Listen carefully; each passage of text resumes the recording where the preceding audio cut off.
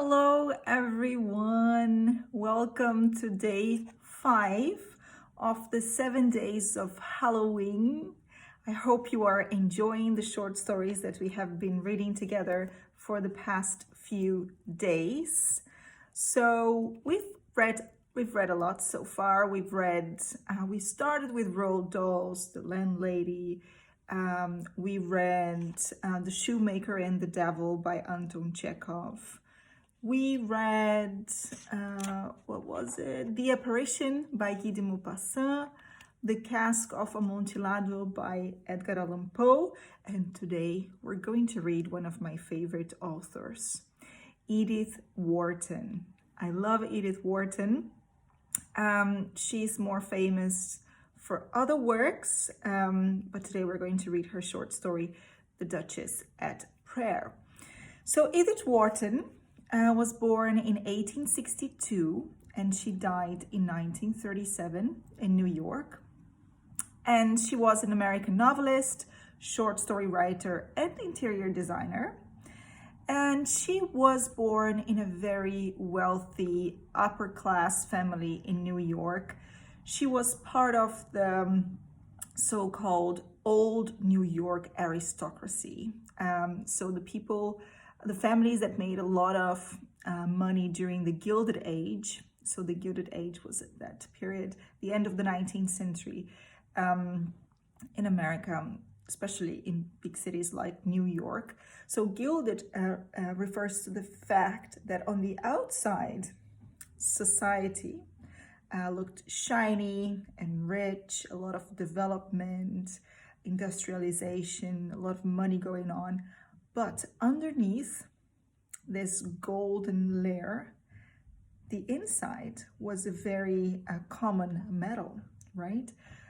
So all this wealth came at the cost of the work of others, workers that had terrible working conditions. And Edith Wharton brings attention to that. She criticizes the high standards. She satirizes, she's very witty. She satirizes these old conventions of this very traditional upper class New York families. Her most famous work is The Age of Innocence, in which she does exactly that, which was published in 1920, and for which she got the Pulitzer Prize, and she was the first woman to get it, the first woman to receive a Pulitzer Prize in 1920. But she also wrote ghost stories, and we're going to read one of her ghost stories today. It's called The Duchess at Prayer, and it was first published in the Scribner magazine in August 1900. And it is part of this collection of short stories, The Ghost Stories of Edith Wharton, Tales of Mystery and the Supernatural, selected and introduced by David Stewart Davis. So let's get started. This one is a bit longer, so let's see if we can read it all in one go. And if it gets too long, I will divide it in 2 parts. So let's start reading The Duchess at Prayer. And let me know what you think of it. Write in the comments. Have you ever questioned the long, shuttered front of an old Italian house? That motionless mask, smooth, mute, equivocal as the face of a priest behind which buzz the secrets of the confessional. Other houses declare the activities they shelter. They are the clear, expressive cuticle of a life flowing close to the surface. But the old palace in its narrow street, the villa on its cypress-hooded hill, are as impenetrable as death. The tall windows are like blind eyes. The great door is a shut mouth. Inside there may be sunshine, the scent of myrtles, and a pulse of life through all the arteries of the huge frame, or a mortal solitude, where bats lodge in the disjointed stones and the keys rust in unused doors. She begins this story with a description of this old Italian house that's as impenetrable as death. So she already sets the mood pretty well in this first paragraph. And it's interesting how she personifies the house, right? All the corridors inside like arteries in a human body, right? The tall windows like blind eyes. So let's see. So that's the description. And then she begins the story. So that was like a divided part one with this description, and now part two, and it's a first person narrator. From the loggia, with its vanishing frescoes, I looked down an avenue barred by a ladder of cypress shadows to the ducal escutcheon and mutilated vases of the gate. Flat noon lay on the gardens, on fountains, porticos, and grottos. Below the terrace were a chrome-colored lichen and had sheeted the balustrade as with fine laminae of gold. Vineyards stooped to the rich valley clasped in hills. The lower slopes were strewn with white villages like stars spangling a summer dusk. And beyond this, fold on fold of blue mountain, clear as gauze against the sky. The August air was lifeless, but it seemed light and vivifying after the atmosphere of the shrouded rooms through which I had been led. Their chill was on me, and I hugged the sunshine. The Duchess' apartments are beyond, said the old man. He was the oldest man I had ever seen, so sucked back into the past that he seemed more like a memory than a living being. The one trait linking him with the actual was the fixity with which his small saurian eye held the pocket that, as I entered, had yielded a lira to the gatekeeper's child. He went on without removing his eye. For 200 years, nothing has been changed in the apartments of the Duchess. And no one lives here now? No one, sir.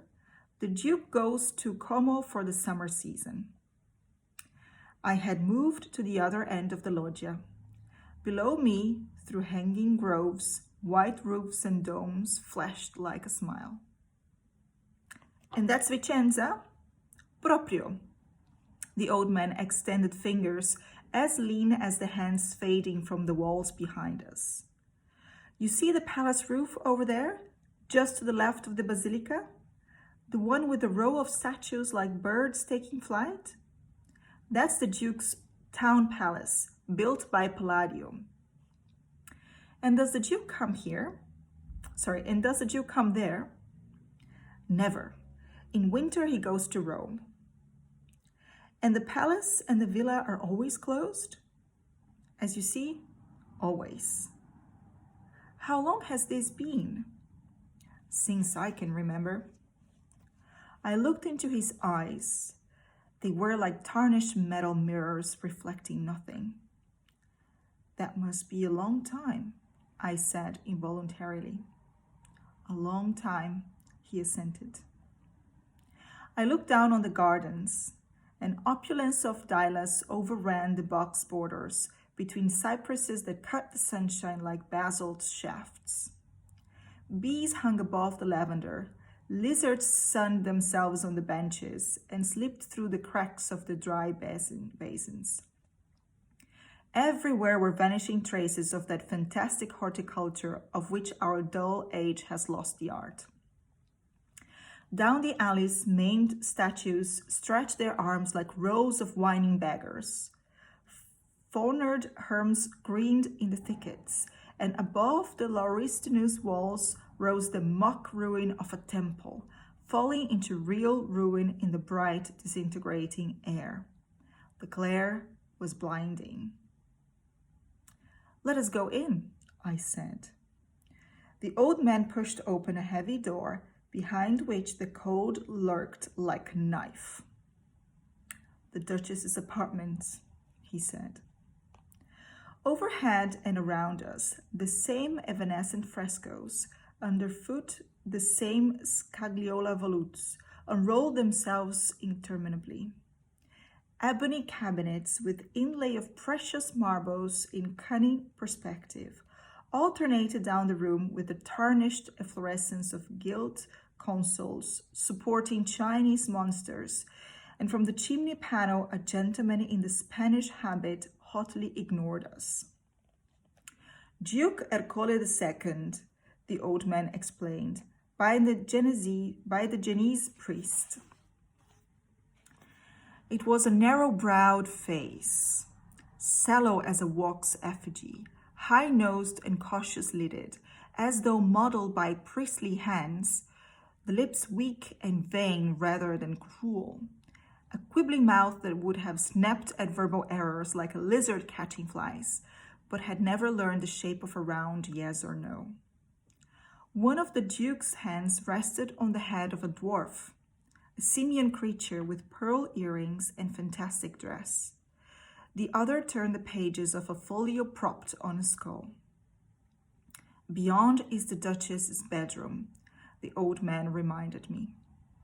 Here the shutters admitted but two narrow shafts of light, gold bars deepening the subaqueous gloom. On a dais the bedstead grim nuptial official lifted its baldachin. A yellow Christ agonized between the curtains, and across the room a lady smiled at us from the chimney breast. The old man unbarred a shutter, and the light touched her face. Such a face it was, with a flicker of laughter over it like the wind on a June meadow, and a singular tender pliancy of meow, as though one of Tiepolo's lenient goddesses had been busked into the stiff sheath of a 17th century dress. No one has slept here, said the old man, since the Duchess Violante. And she was? The lady there, first Duchess of Duke Ercole II. He drew a key from his pocket and unlocked a door at the farther end of the room. The chapel, he said. This is the Duchess' balcony. As I turned to follow him, the Duchess tossed me a sidelong smile.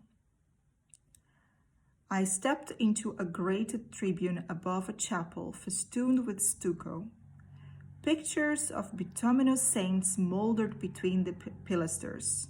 The artificial roses in the altar vases were grey with dust and age, and under the cobwebby rosettes of the vaulting a bird's nest clung. Before the altar stood a row of tattered armchairs, and I drew back at the sight of a figure kneeling near them. The Duchess, the old man whispered, by the Cavaliere Bernini. It was the image of a woman in furred robes and spreading fraise, her hand lifted, her face addressed to the tabernacle. There was a strangeness in the sight of that immovable presence locked in prayer before an abandoned shrine. Her face was hidden, and I wondered whether it were grief or gratitude that raised her hands and drew her eyes to the altar, where no living prayer joined her marble invocation. I followed my guide down the tribune steps, impatient to see what mystic version of such terrestrial graces the ingenious artist had found. The Cavaliere was master of such arts. The Duchess's attitude was one of transport, as though heavenly airs fluttered her laces and the love locks escaping from her coif. I saw how admirably the sculptor had caught the pose of her head, the tender slope of the shoulder. Then I crossed over and looked into her face. It was a frozen horror.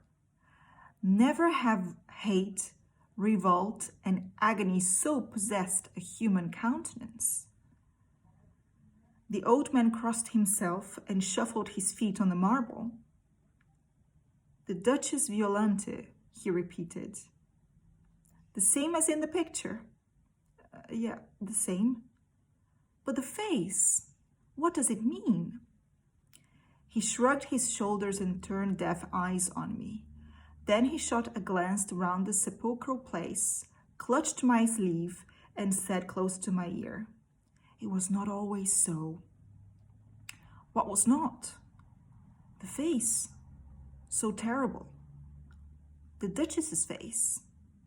The statue's face. It changed after it was put here. The statue's face changed. He mistook my bewilderment for incredulity, and his confidential finger dropped from my sleeve. That's the story. I tell what I've heard. What do I know? He resumed his senile shuffle across the marble. This is a bad place to stay in. No one comes here. It's too cold. But the gentleman said I must see everything. I let the lyre sound. So I must, and hear everything. This story now, from whom did you have it? His hand stole back. One that saw it, by God. That saw it. My grandmother, then. I'm a very old man. Your grandmother? Your grandmother was the Duchess's serving girl with respect to you. Your grandmother? 200 years ago. Is it too long ago? That's as God pleases. I am a very old man, and she was a very old woman when I was born. When she died, she was as black as a miraculous virgin, and her breath whistled like the wind in a keyhole. She told me the story when I was a little boy. She told it to me out there in the garden, on a bench by the fish pond, one summer night of the year she died. It must be true, for I can show you the very bench we sat on. So this is how the story happens. So this man, this I narrator, first person narrator, he arrives at this kind of palace mansion in Italy to see around the place. He pays for the gardener to show him around. And no one goes there, especially to the Duchess's room. But this man wants to see everything. And they go inside the Duchess's apartments. It's very cold inside there because no one has been there. Also dark. So the gardener, the keeper opens the window and lets light shine through. And the man sees this portrait of both the Duchess and the Duke. And they move into the bedroom, and through the bedroom they go into the chapel, the Duchess's chapel. And the man is shocked because he sees a statue kneeling in front of the altar in prayer. Remember the title of this short story, The Duchess at Prayer. And it's such a spooky thing to see, but even more when he comes closer, her face was hidden. So he comes closer and he sees that her face is one of pure horror, frozen agony. And what is even stranger is that the keeper tells him that the statue was not always like that, but that the face of the statue changed. And that story his grandmother told him, because his grandmother was the serving girl of the Duchess herself. And now this gentleman, the I narrator here, he really wants to know the story. So let's see how it goes. Noon lay heavier on the gardens, not our live humming warmth, but the stale exhalation of dead summers. The very statues seemed to drowse like watches by a dead bed. Lizards shot out of the cracked soil like flames, and the bench in the Lauristina's niche was strewn with the blue varnished bodies of dead flies. Before us lay the fish pond, a yellow marble slab above rotting secrets. The villa looked across it, composed as a dead face, with the cypresses flanking it for candles. You see how she creates a very spooky mood here, a very dark mood, by the way she describes things, always referring to death. So the exhalation of dead summers, lizards shooting out of the cracked soil like flames, and the varnished bodies of dead flies. So although it's summer and it's warm, but it's a dead kind of warmth, and it contrasts with the cold inside the mansion and with all these dead things around. Okay. Impossible. You say that my mother's mother should have been the Duchess's maid? What do I know? It is so long since anything has happened here that the old things seem nearer, perhaps, than to those who live in cities. But how else did she know about the statue then? Answer me that, sir. That she saw with her eyes I can swear to, and never smiled again, so she told me, till they put her first child in her arms, for she was taken to wife by the steward's son, Antonio, the same who had carried the letters. But where am I? Oh, well, she was a mere slip, you understand, my grandmother, when the Duchess died, a niece of the upper maid, Nencia, and suffered about the Duchess because of her pranks and the funny songs she knew. It's impossible, you think, she may have heard from others what she afterwards fancied she had seen herself? How that is, it's not for an unlettered man to say, though indeed I myself seem to have seen many of the things she told me.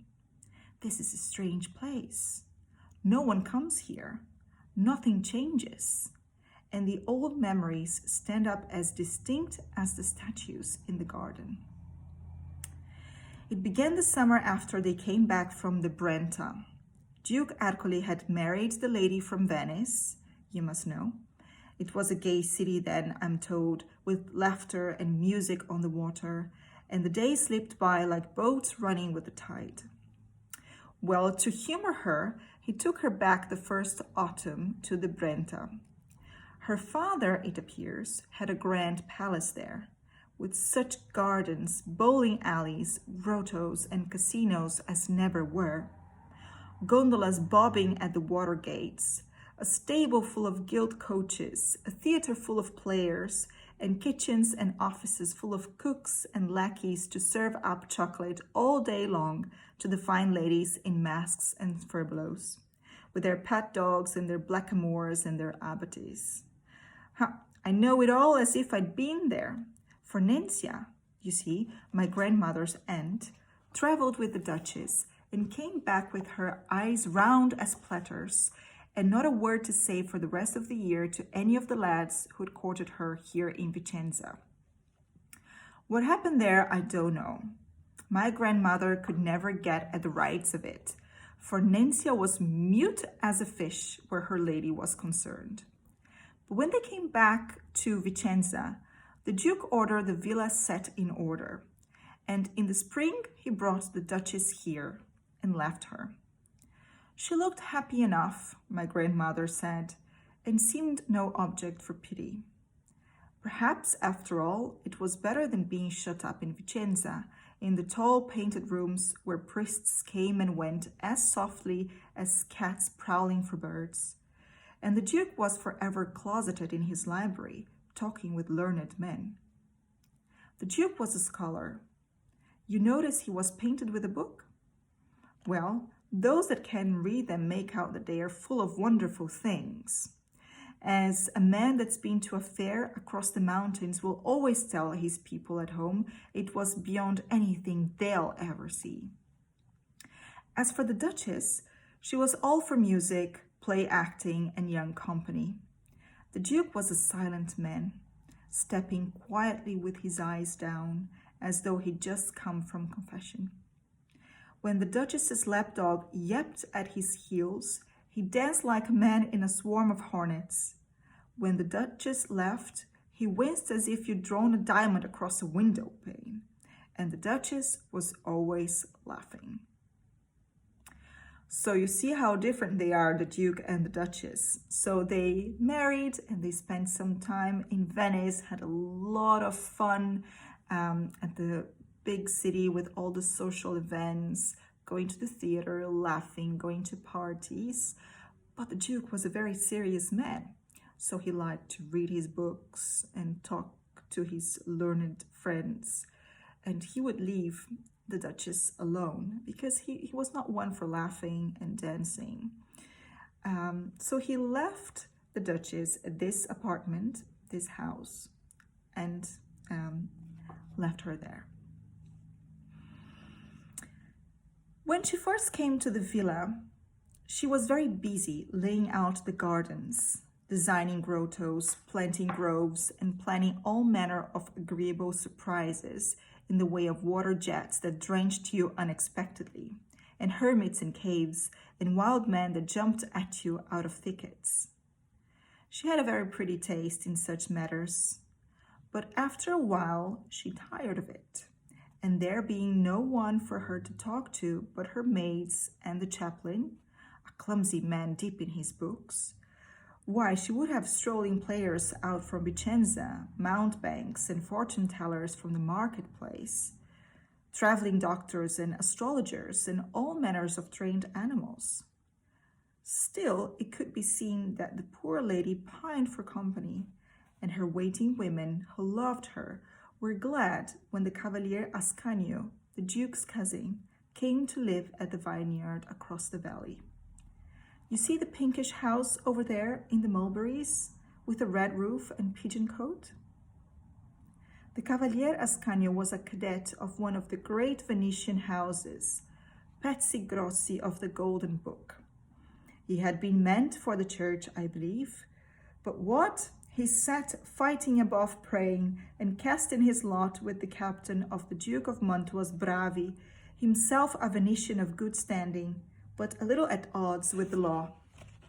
Well, the next I know, the Cavalier was in Venice again, perhaps not in good odor on account of his connection with the gentleman I speak of.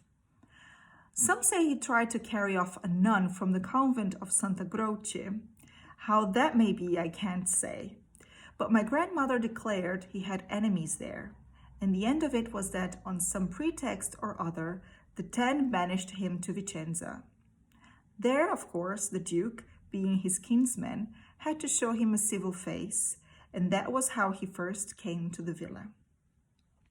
He was a fine young man, beautiful as a Saint Sebastian, a rare musician, who sang his own songs to the lute in a way that used to make my grandmother's heart melt and run through her body like mulled wine. He had a good word for everybody, too, and was always dressed in the French fashion, and smelled as sweet as a bean field, and every soul about the place welcomed the sight of him. Well, the Duchess, it seemed, welcomed it too. Youth will have youth, and laughter turns to laughter, and the two matched each other like the candlesticks on an altar. The Duchess, you've seen her portrait, but to hear my grandmother, sir, it no more approach her than a weed comes up to a rose. The Cavalier, indeed, as became a poet, paragoned her in his song to all the pagan goddesses of antiquity, and doubtless these were finer to look at than mere women, but so it seemed was she, for to believe my grandmother, she made other women look no more than the big French fashion doll that used to be shown on Accession Day in the piazza. She was one, at any rate, that needed no outlandish finery to beautify her. Whatever dress she wore became her as feathers fit the bird, and her hair didn't get its color by bleaching on the housetop. It glittered of itself like the threads in an Easter chasuble, and her skin was whiter than fine wheaten bread, and her mouth as sweet as a ripe fig. So you see what's going on here, right? So the Duke and the Duchess were not very connected. They were very different people. And the Duke left the Duchess by herself in the villa. And in the beginning, she had a lot to amuse herself with. So she would take care of the gardens and order new statues, play pranks on people, have over astrologers, fortune tellers from the city. But eventually she got tired and bored. And then someone arrived, the Cavalier what's his name again? Cavalier Ascanio, a young cousin of the Duke, who had some trouble with some sort of bad company and was sent, let's say, banished to Vicenza. And as a family of the Duke, he was invited to come over, and he met the Duchess, and the two of them hit it off right away because they were both young and beautiful and liked to enjoy life and culture, etc. But the keeper's grandmother, who was the serving girl to the Duchess, who told this story to the keeper, who's telling this story to the gentleman who's visiting the palazzo 200 years later. You see how these Gothic stories usually have stories within the story, several layers of frame narratives. So yeah, what was my point? You see how, I was gonna say something about the Duchess. Well, oh yes, so the grandmother says how the Cavalier soon became like a thorn, like poison to the rose that was the Duchess, a bad influence. So let's see where this is going. Well, sir, you could no more keep them apart than the bees and the lavender. They were always together, singing, bowling, playing cup and ball, walking in the gardens, visiting the aviaries, and petting her grace's trick dogs and monkeys. The Duchess was as gay as a fool, always playing pranks and laughing, tricking out her animals like comedians, disguising herself as a peasant or a nun. You should have seen her one day pass herself off to the chaplain as a mendicant sister, or teaching the lads and girls of the vineyards to dance and sing madrigals together. The Cavalier had a singular ingenuity in planning such entertainments, and the days were hardly long enough for their diversions. But towards the end of the summer, the Duchess fell quiet and would hear only sad music. And the two sat together much in the gazebo at the end of the garden. It was there the Duke found them one day when he drove out from Vicenza in his gilt coach. He came but once or twice a year to the villa, and it was, as my grandmother said, just a part of her poor lady's ill luck to be wearing that day the Venetian habit, which uncovered the shoulders in a way the Duke always scowled at, and her curls loose and powdered with gold.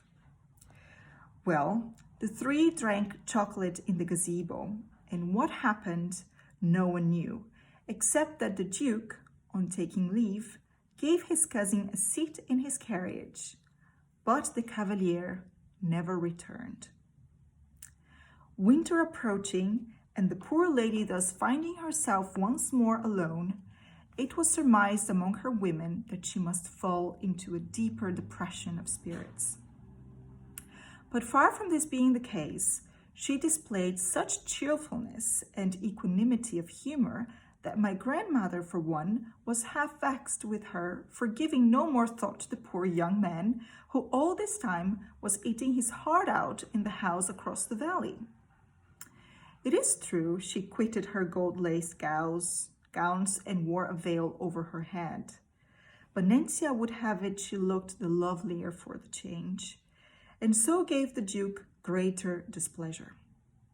Certain it is that the Duke drove out oftener to the villa, and though he found his lady always engaged in some innocent pursuit, such as embroidery or music, or playing games with her young women, yet he always went away with a sour look and a whispered word to the chaplain. Now, as to the chaplain, my grandmother owned there had been a time when her grace had not handled him over wisely.